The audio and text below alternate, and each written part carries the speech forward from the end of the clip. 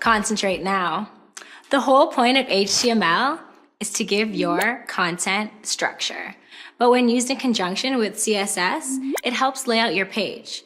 Two useful tags for layout are the div and the span tags. They are generic tags useful for laying out content. Divs are used a lot in web design, mostly to enclose a bunch of HTML and then give that area an ID or class attribute. Those can both be used as selectors to apply some CSS.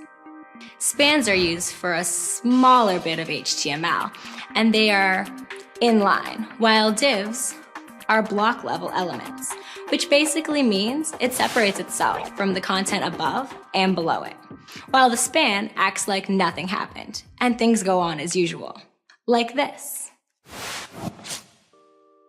It's been common practice to use divs to create a page layout, where you add IDs to divide elements on the page, like header, content, and navigation menus. But it's still just a bunch of divs at the end of the day. In HTML5, semantic tags were introduced to help create layouts with more meaning.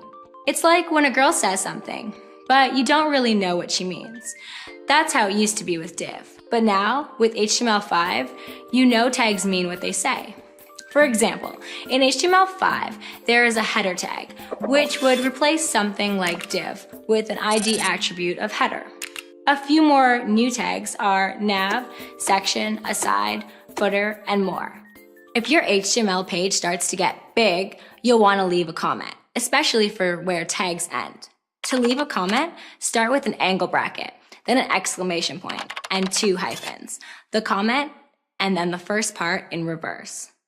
Comments are a good habit to get into. You know, like showering daily and watching Code Babes videos. When I do sweat, I don't shower. If you really want to get into laying out a page, you'll need to learn some CSS.